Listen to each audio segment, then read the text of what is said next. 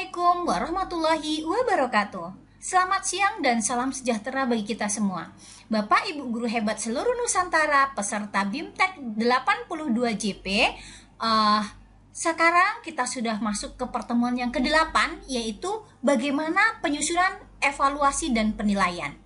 Jadi setelah kita sebelumnya belajar mengenai pelaksanaan asesmen, maka saatnya kita akan mengingatkan kembali sedikit mengenai alur asesmen ya Bapak Ibu. Yang pertama nih, asesmen yang kita lakukan harus menggunakan alur tujuan pembelajaran yang telah kita susun. Setelah kita dapatkan alur tujuan pembelajarannya, baru kemudian kita identifikasi tujuan pembelajaran yang akan menjadi kompetensi yang kita inginkan. Setelah itu baru kita mengidentifikasi bentuk asesmen yang seperti apa yang hendak kita lakukan untuk mengukur ketercapaian tujuan pembelajaran, baik itu secara formatif maupun secara sumatif. Kemudian setelah kita mengidentifikasi bentuk asesmen yang mau kita inginkan, langkah selanjutnya adalah Bapak Ibu membuat yang namanya instrumen asesmen, ya, baik asesmen formatif maupun sumatif atau bersamaan. Jadi kalau penyusunan instrumen asesmen ini kita lakukan bersama saat menyusun modul ajar. Jadi biasanya asesmen itu sudah ada tertuang di modul ajarnya Bapak Ibu. Kemudian baru setelah kita disusun instrumennya, maka baru kita laksanakan pelaksanaan asesmen, baik itu asesmen formatif maupun asesmen sumatif. Setelah ada hasilnya, baru kita olahlah hasil asesmen tersebut, ya. Kemudian masukkan kita ke dalam aplikasi pengolahan nilai atau aplikasi rapor. Jadi yang perlu Bapak Ibu ingat bahwa nilai yang akan kita input hanya nilai asesmen sumatif. Kenapa asesmen formatif tidak kita masukkan ke dalam aplikasi penginputan nilai? Karena asesmen formatif sendiri fungsinya untuk perbaikan pembelajaran. Jadi asesmen yang dilakukan saat proses pembelajaran itu tidak kita laporkan sebagai hasil atau tolak ukur untuk mengukur ketercapaian tujuan pembelajaran. Baik, kalau kita uraikan satu-satu nih ya, tadi menggunakan ATP atau alur tujuan pembelajaran yang telah Bapak Ibu susun, kemudian kita akan identifikasi tujuan pembelajaran mana yang akan menjadi kompetensi yang ingin kita tagih atau yang ingin kita ukur dalam kegiatan asesmen ini. Misalnya, ini kan ada ATP-nya, ini dari CP akan kita turunkan, ini contohnya pembelajaran di kelas 3 ya.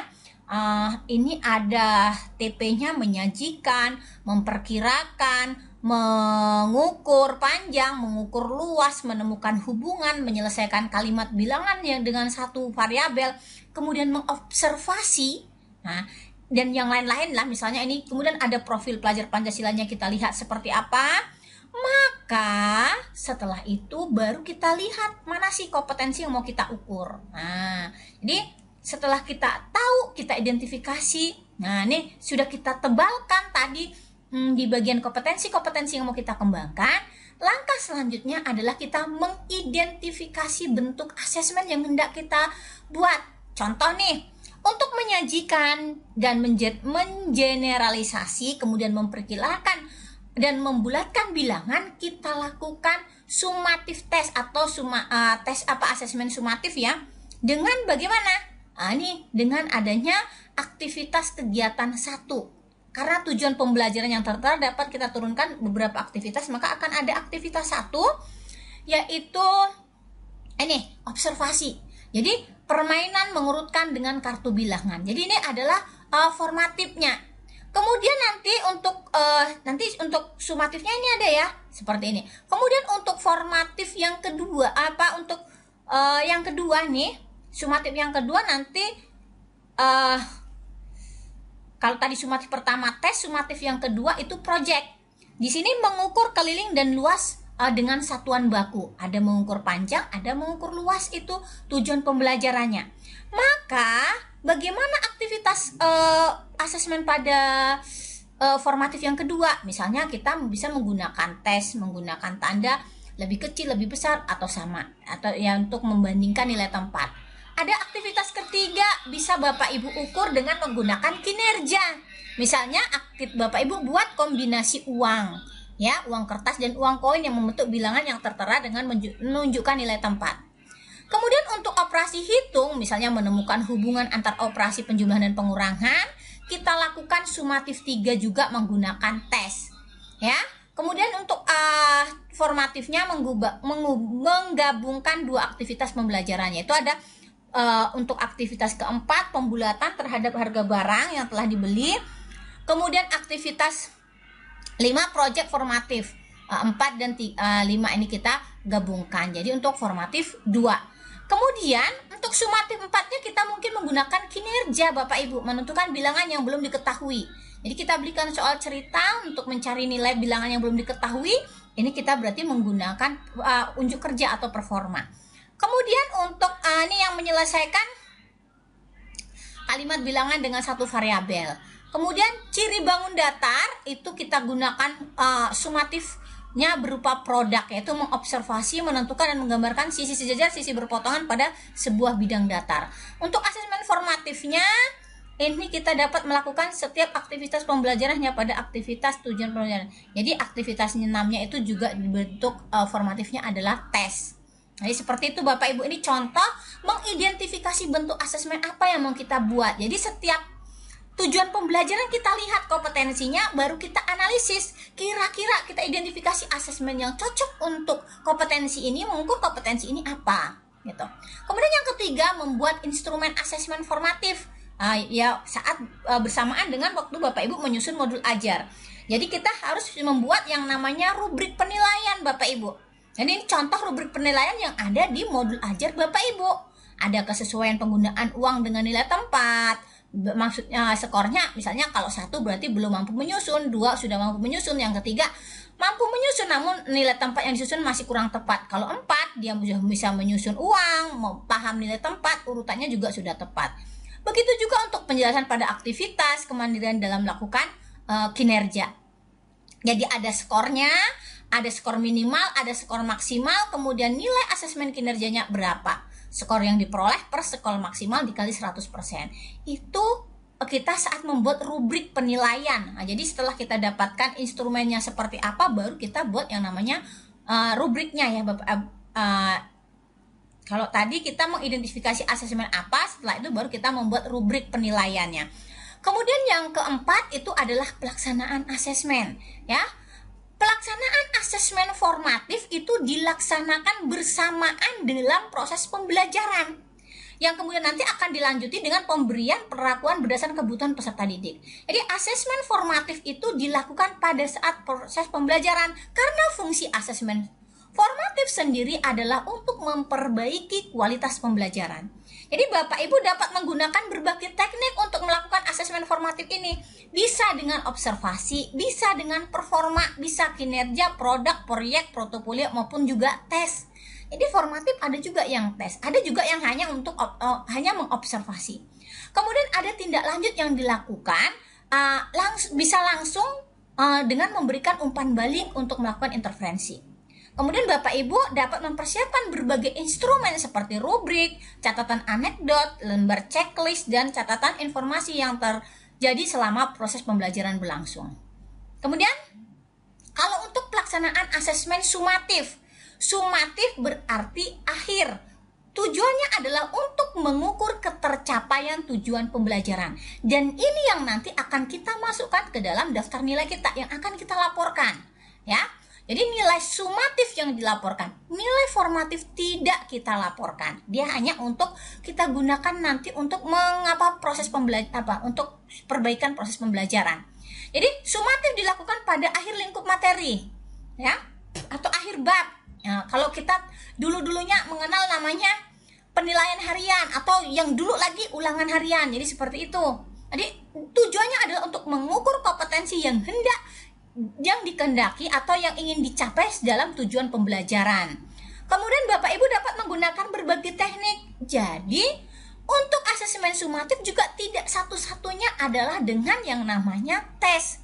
Bisa Bapak Ibu dengan portofolio, bisa dengan performa, kinerja, produk, project, dan portofolio, maupun juga dengan tes. Hasil sumatif nanti dapat ditindaklanjuti dengan pemberian umpan balik atau melakukan intervensi kepada peserta didik maupun proses pembelajaran yang telah dilakukan. Ya, ini adalah contoh asesmen formatif dan asesmen sumatif yang bisa Bapak Ibu lakukan di dalam kelas. Yang pertama, itu diskusi kelas, mengembangkan kemampuan berkomunikasi, berinteraksi dengan siswa, belajar berdemokrasi, menghargai pendapat orang lain, serta berani berpendapat.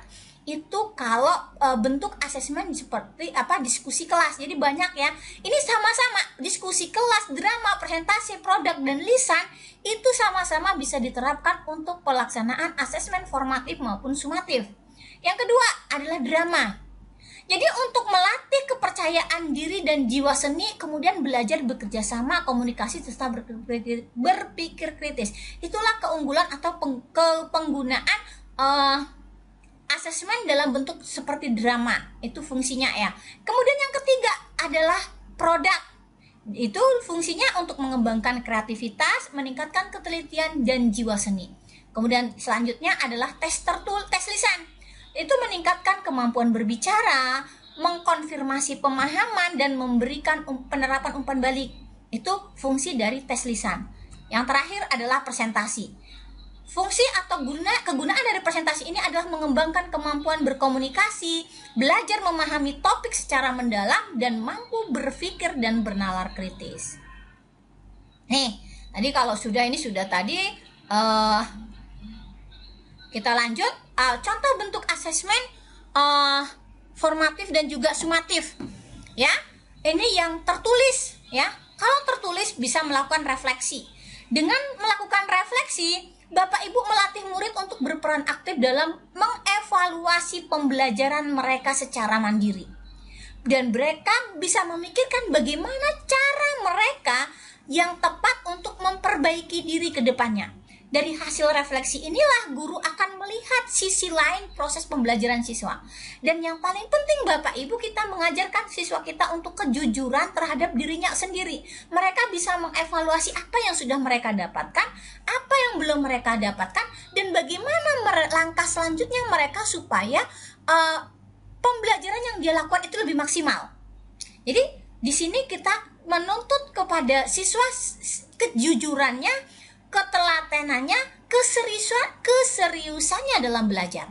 Kemudian esai, kalau menggunakan esai, teknik esai ini bisa mengasah keterampilan menulis, keterampilan menulis muridnya ya, seperti mengembangkan argumen, menyajikan bukti, mencari sumber terpercaya untuk mendukung argumennya.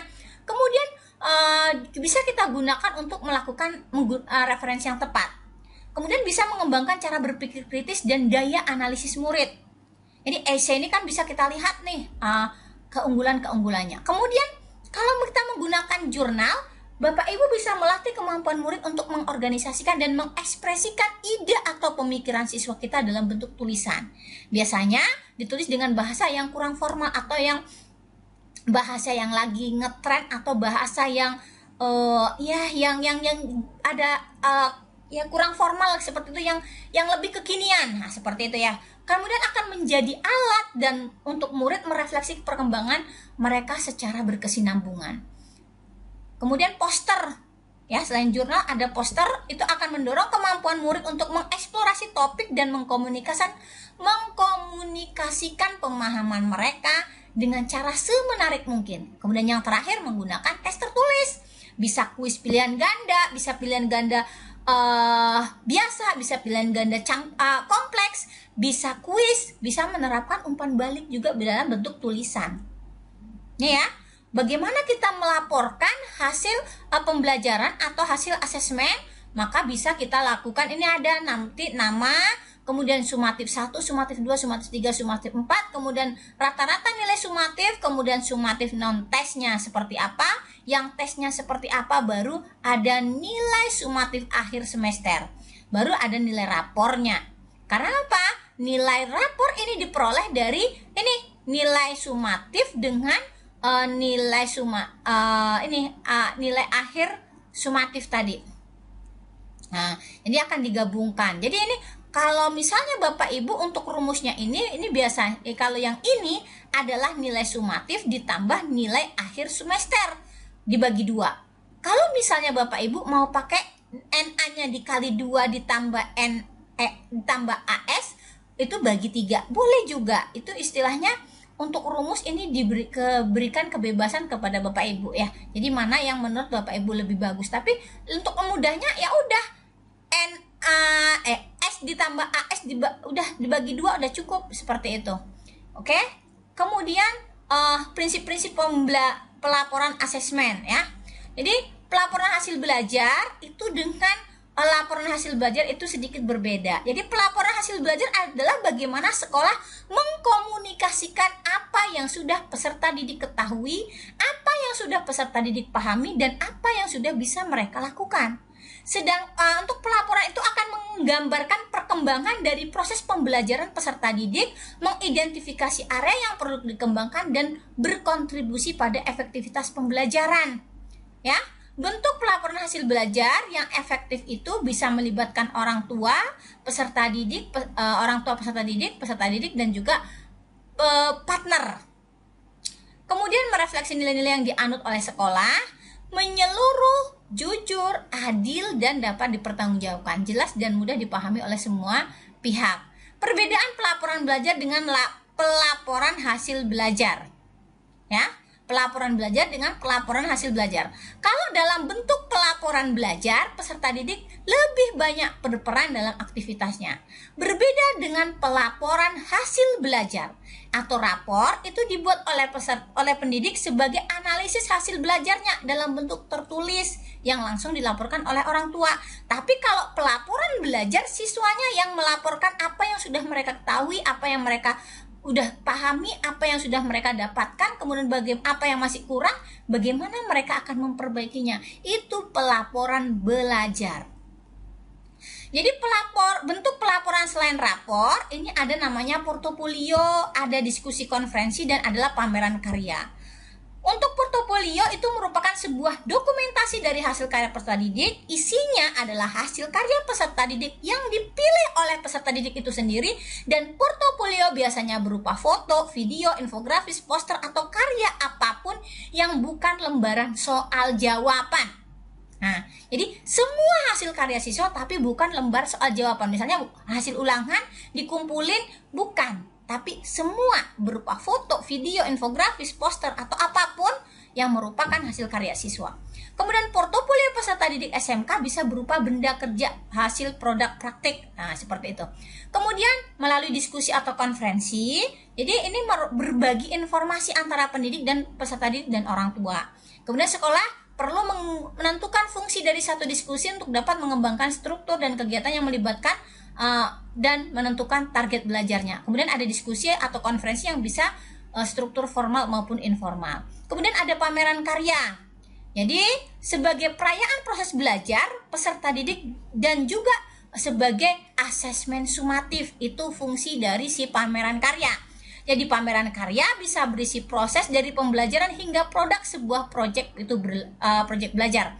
Jadi pameran karya bisa mengundang orang tua peserta didik, komunitas sekolah, maupun mengundang peserta didik dan pendidik dari sekolah lain untuk saling belajar dan memberikan umpan balik dari audiens yang lebih luas lagi dari pendidikannya.